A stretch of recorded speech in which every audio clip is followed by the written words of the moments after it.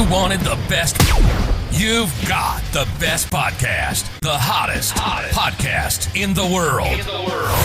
The Chris Voss Show, the preeminent podcast with guests so smart you may experience serious brain bleed. The CEOs, authors, thought leaders, visionaries, and motivators.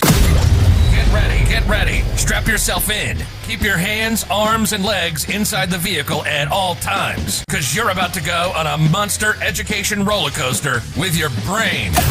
Now, here's your host, Chris Voss. I'm Chris Voss here from thechrisvossshow.com. Ladies and gentlemen, sometimes she just jumps me right on my seat, wakes me up. The good old Iron Lady sings it, that makes it official. Welcome to the big show for 2,500 episodes and 16 years of being the Chris Voss Show. Going on our 17th year. What are we going to do with that?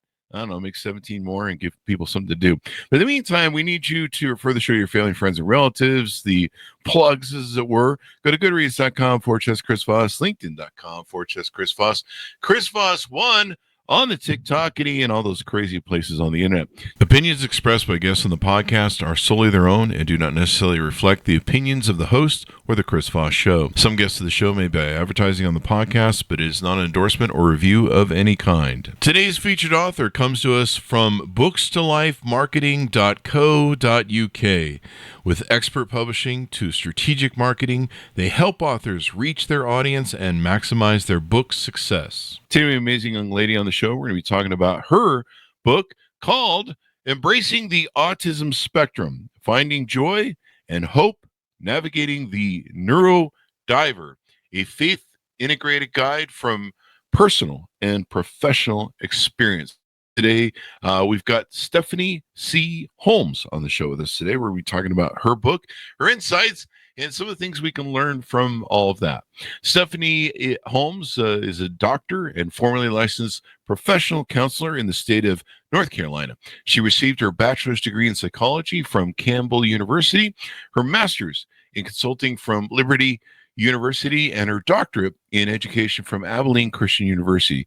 She is an ordained minister, author, autism researcher, speaker, and certified autism specialist. She was diagnosed with Asperger's syndrome, and her world and focus changed from a thriving marriage and family therapy practice to a world of individualized educational programs, 504 educational programs, and understanding how to help students and individuals with challenges and needs in the classroom and church setting. Today, she pulls from a personal as well as professional experience to focus on neurodiverse marriages and family systems. She's the owner and founder of Autism Spectrum Resources for Marriage and Family, LLC, and she and Dan co-founded the International Association of Neurodiverse Christian Marriage, LLC, and the podcast Neurodiverse Christian Couples. Welcome to the show. How are you, Stephanie? I am glad to be here. Nice to meet you today, Chris. It's glad to have you as well. Give us the .coms. Where do you want people to find you on the interwebs? All right. You can find us at Holmes, like my name is spelled. That's Holmes like Sherlock, HOLMES, HolmesASR.com, and ChristianNeurodiverseMarriage.com. And you can find us where podcasts are. Look up Neurodiverse Christian Couples Podcast. And so give us a 30,000 overview. What's inside your book? Okay, so inside of our book, my daughter was diagnosed with Asperger's, which is now Autism Spectrum 1. And so the book, when I originally wrote a book back in 2015 that I have pulled since, it was really my story as a mom, kind of partly telling my daughter's story. But as my daughter became an adult and she said, hey, Mom, I would kind of like to do a writing project with you. What if we make it a mother-daughter book? So you can tell the part of the story that you remember. I'll kind of come in where you leave off. And then my other daughter said, well, what about my experience as a sibling and my own journey? And then my husband said, well, I got diagnosed too. What about my journey? So boom, it turned into a 4-person family journey story book. This might be the first time we've had one of those on the show. I mean, we've had authors, thousands, but this might be the first time we've had a whole family on a book. Yeah, we thought it would be interesting perspective. A lot of books out there from the neurodivergent person's perspective or maybe a parent. But this one we thought could really add in marriage and family by talking about marriage dynamics, the diagnosis dynamics, and really just kind of impact of the whole family because families are a system and each part kind of impacts each other. That's true. That's true. I've experienced that as a child. Good, bad, and ugly, right? Good, bad, and ugly. Yeah, you took the words right out of my mouth. So this is really interesting. So in the book, you guys talk about all your different aspects from your point of view. Do I clarify that correctly? Yes. So it kind of starts off with me telling the majority of the story. I just happen to be the history keeper of the family and the documenter, of the There you family. go. So it kind of starts with kind of my journey into young motherhood, not knowing what to do, challenges when you have a child that's on the spectrum, especially a girl 20 years ago when we weren't talking about girls being on the spectrum. And then kind of how that starts to impact family systems, marriage, the sibling relationship. And I'll tell Sydney's story up until about middle school, and then she kind of takes over from middle school to her adult life. And Erica comes in as a sibling, kind of tells what she's experiencing. And then she's ADHD, which is another form of neurodivergence. And then Dan's the last one to get diagnosed. And then we are like, oh, we're a neurodiverse marriage. That's complex and challenging. We should talk a little bit about that. Neurodiverse marriage. That's pretty wild. So this would be interesting to do in writing I'm kind of interested in how this book got written. What was it like writing as a family? I mean, were there things you guys found out about each other that like I remember my mom read my book and she's like, I didn't know a lot of that stuff went on. And I was like, really? You were there? But was there maybe some surprises or wrangling that had to take place to get some things on paper? Well, we started with a writing coach to kind of get us going because it's really difficult, as you said, taking 4 people and tried to write a cohesive book. We kind of had everybody write out their kind of throw up chapters or what they wanted to do. And it was very important that each person read everybody else's chapter, that this was not, a Springer gotcha moment of, ooh, I'm going to reveal something in the book. We wanted everybody to feel open and honest, but we also wanted to give each other permission to be honest about our lived experience. I don't want to paint this super over positive picture, but neither do I believe autism ruins lives. Telling the whole story with the positive and the challenges and kind of bringing that story with the truth in there, but hope. It's hard and challenging and difficult, but there is hope and joy in the journey.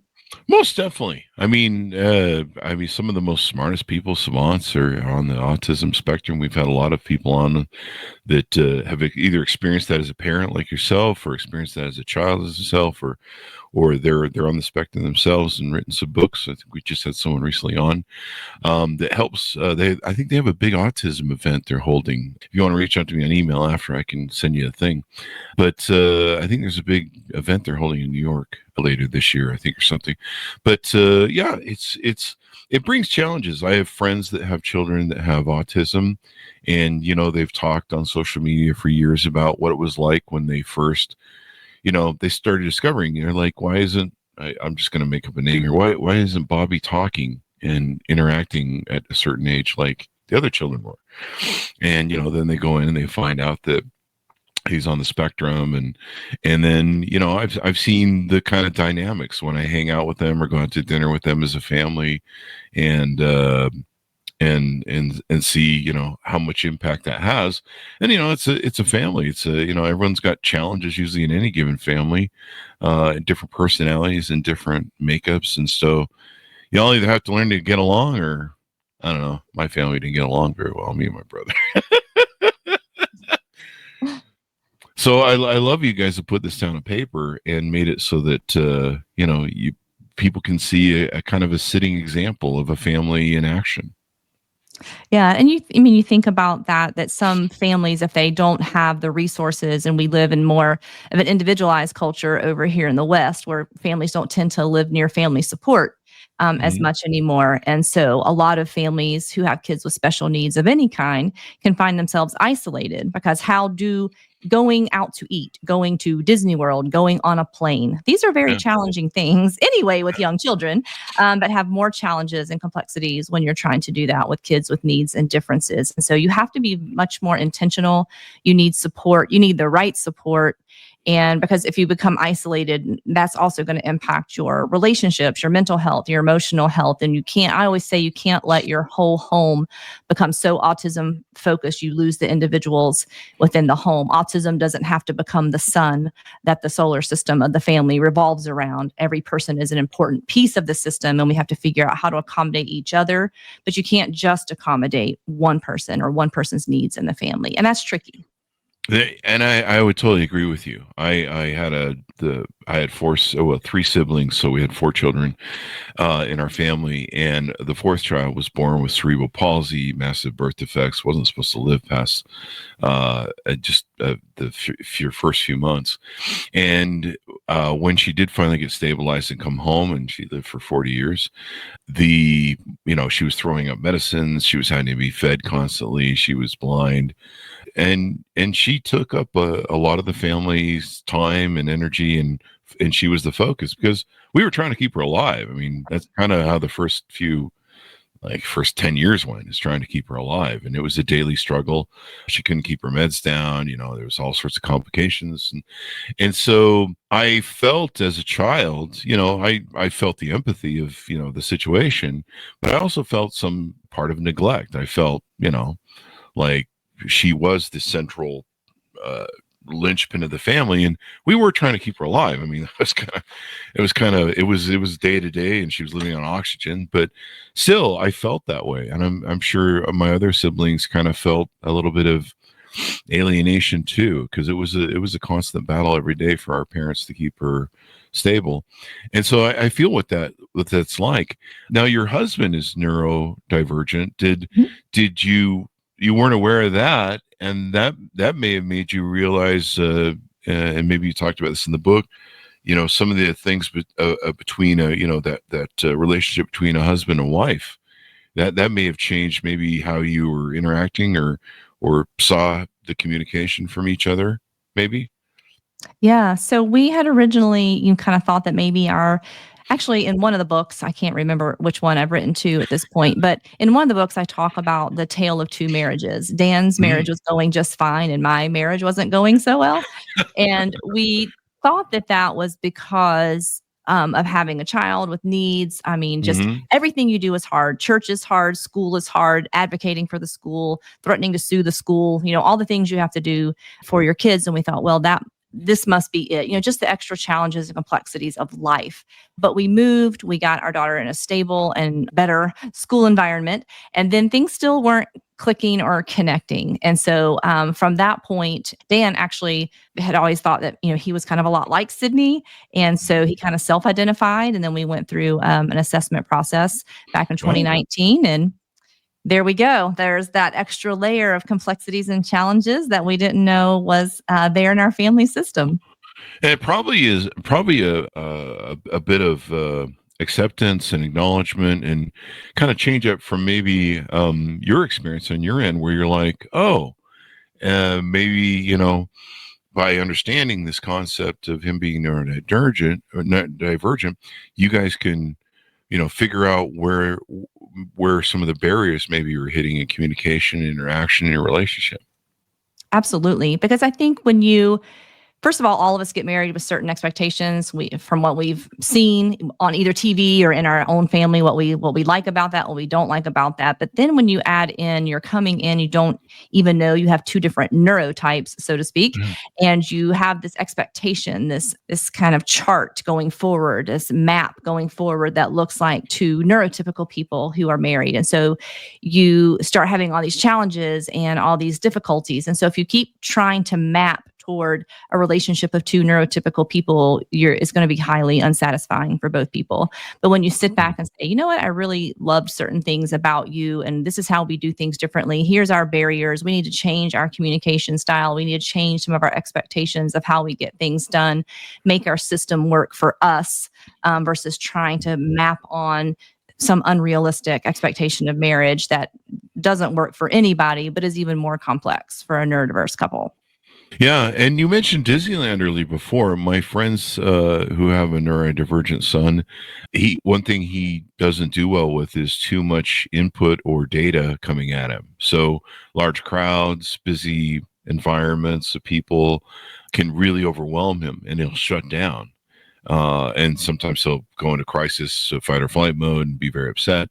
Sometimes he just shuts down. He just can't function, and they have to stop and wait. And I've seen the pictures of him do it. And they took him to Disneyland, and yeah, he struggled, but they kind of got him a little bit through it. But he had his moments where they had to give him his space and let him shut down and let him do the thing. And I think stuff like this is really important because they're functioning human beings too.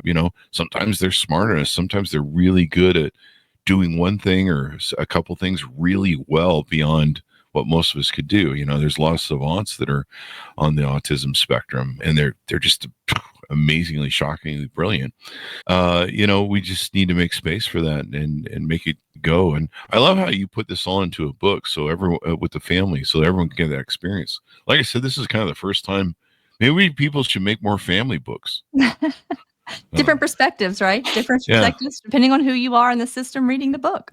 I'm pretty sure my family never would have get the book done. We'd be fighting the whole freaking time over the freaking book. So now you put this from a Christian perspective, and so you interweave your Christian values and stuff like that in the book as well. Tell us about how that works and what advice that can give people that might be looking for it in that spectrum.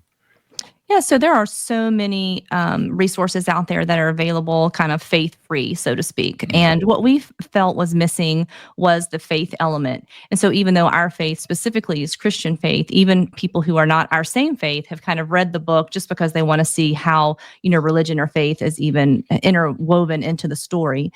There's some other kind of complexities that can come along with the religious and church world. And so I'm going to challenge some of you out there in the Christian and church world, but there's still some myths and kind of superstitions that if someone in your family has a need or a disability, that someone has sinned or there's a curse or somebody's done something wrong. That sounds ancient, but that actually still exists and is alive and well in some churches today. And so many families who have a child with any form of need, not just autism, don't feel welcomed in many evangelical churches. In fact, I was trying to find it so I could cite the source, but there's only 9 to 12% of evangelical churches in America who are able and equipped to handle children with special needs. And so that's huge. We've got to do better than that. We've got to do better in the faith community. Yeah.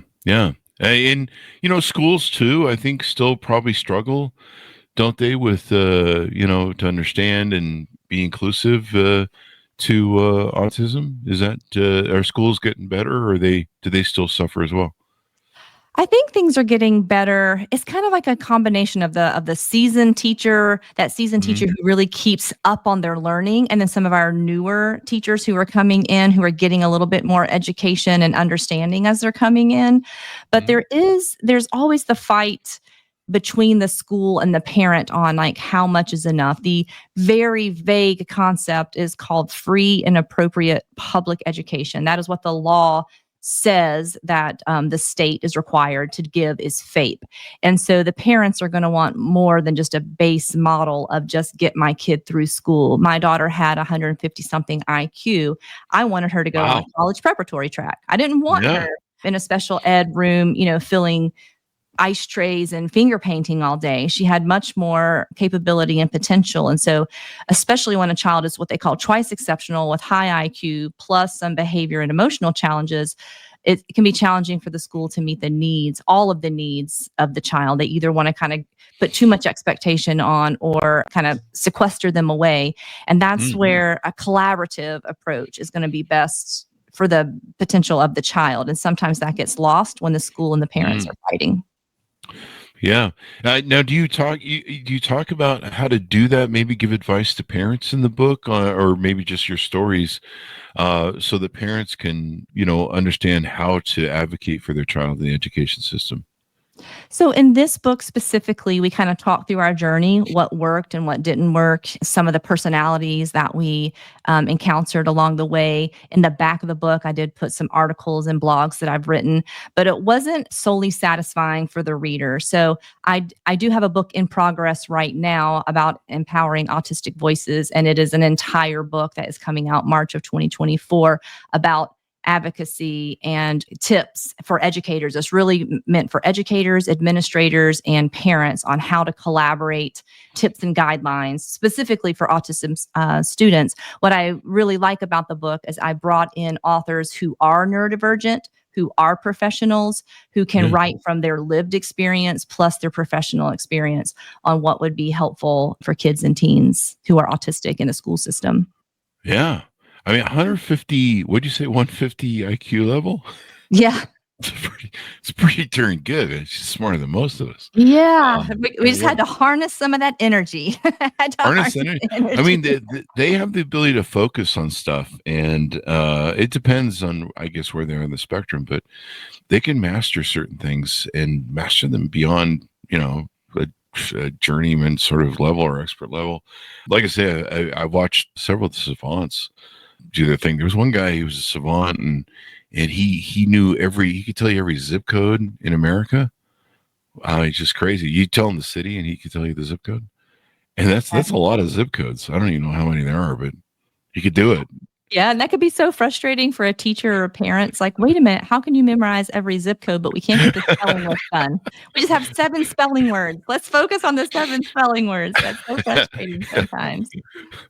That sounds pretty good. So now you took in you from LPC to going back to school for doctorate.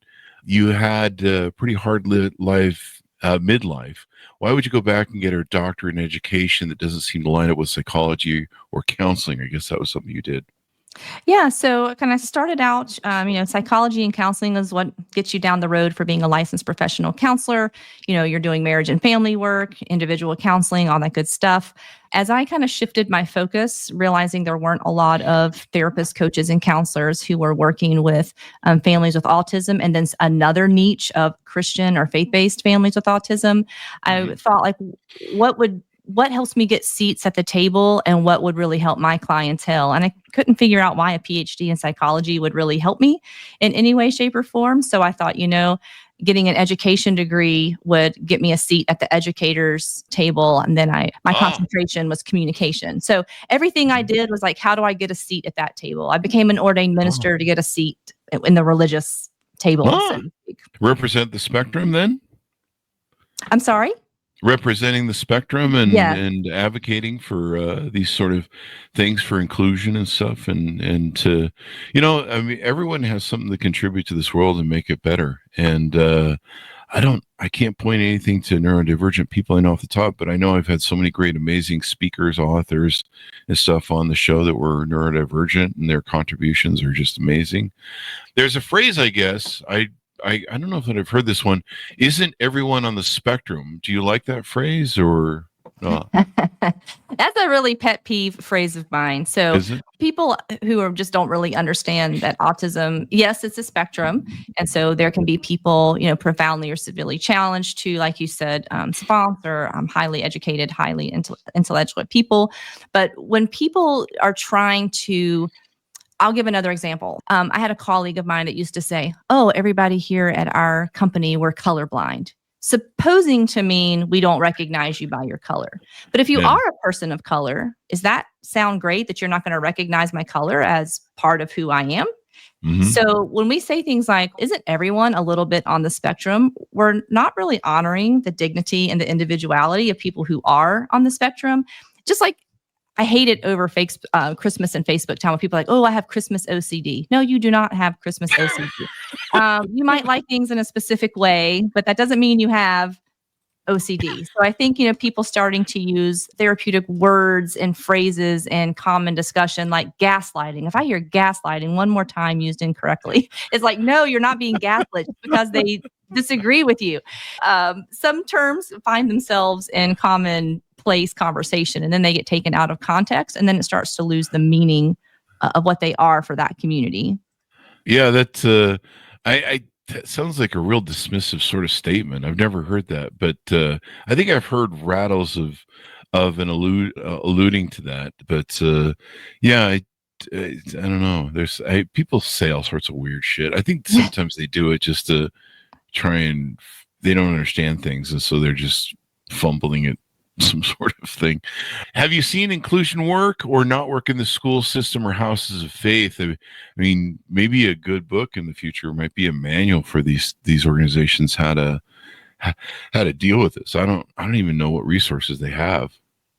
So in the faith-based world, I'll throw some out there. If you are a person, you're a pastor or a church leader, you should contact SOAR, SOAR, Johnny and Friends, Key Ministry, Together We Care. They have trainings, they have books, they have resources, they have conferences. They are happy to help train leaders, from church leaders to volunteers to maybe even your parking lot and building have barriers to inclusion. So there are so many resources out there.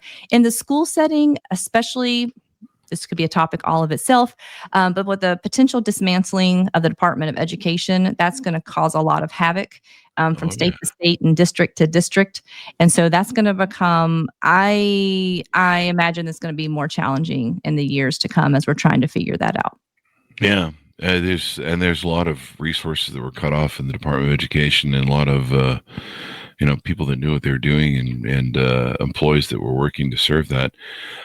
Did they have a department for autism people on the spectrum at Department of Education, or a lot of resources they were providing? So what many people don't know when they say that they're, for vouchers or for dismantling the Department of Education, while there are states' rights and how schools run within districts and states, the Department of Education was the major funder of special education. It's a funder of civil rights, people getting their civil rights, in the school system. So that's what a 504 is, making sure things are fair for all people. And then an individualized education plan, which is something that is set up for a specific child with needs. Most of the funding was coming from the Department of Education. So that's a little problematic. They say they're going to redistribute that. They're going to come up with a different way of doing it. But that was kind of where the resources and the funding was coming from, was the Department of Ed. Yeah, that's unfortunate that we've lost that.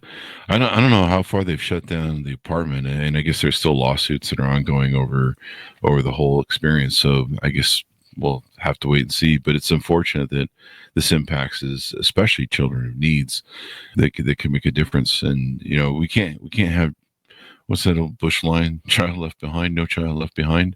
Although I think that program did. So there was an irony there, evidently. Big surprise with politicians, their ironicism. Now, I think you have a YouTube channel and a podcast. Do you want to get a plug in for that as well? Yeah, if you're looking for me on YouTube, it's Dr. Stephanie C. Holmes. And so there's a couple of different things on there. My daughter, Sydney, she shared a little bit of her story. She has some YouTubes that she's made for teachers, tips for helping autistic students, things you should do, things you shouldn't do. I might be interviewing various people like Dr. Temple Grandin or Dr. Tony Atwood, who are in the autism in the autism field. And then my husband and I talk about our story, or we interview people. We take little bips and blips of our podcast and stick it on YouTube for those who really like the video. And then pretty much anywhere where you're looking for a podcast, Nerdiverse Christian Couples is all autism all the time. We might talk about research, what's happening in the field, breaking myths, bad information about autism in your relationships, autism in marriage, all kinds of things. You'll find a lot of different things on the program. That is awesome. I wonder how many relationships maybe end in marriage, divorce, or not ended marriage, end in divorce or breakups, or maybe struggling right now because they don't understand that maybe one of the partners, I don't know if there's a possibility both partners could be on the spectrum in some way, but there's all sorts of combinations of relationship.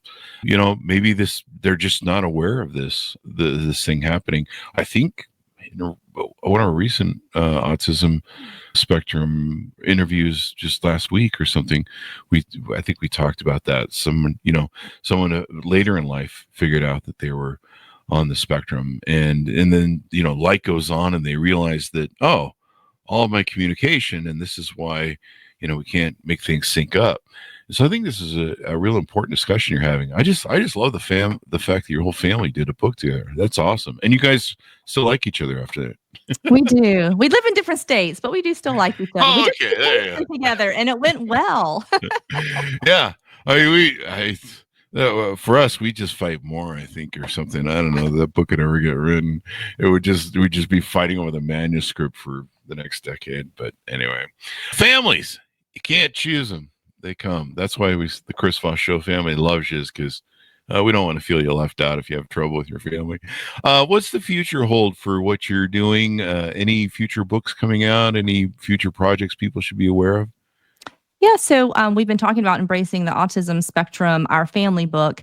And then as an autism researcher, I put some research together and we talk about, and uniquely us, gracefully navigating the maze of neurodiverse marriage. One of the points that you made that we found in our research of over 300 people in a neurodiverse couple is there is a high divorce rate. There's a little bit lower of a divorce rate in our religious communities, but they're sticking it out for religion, not really because they're happy, but because they feel like their religion would be problematic if they got a divorce.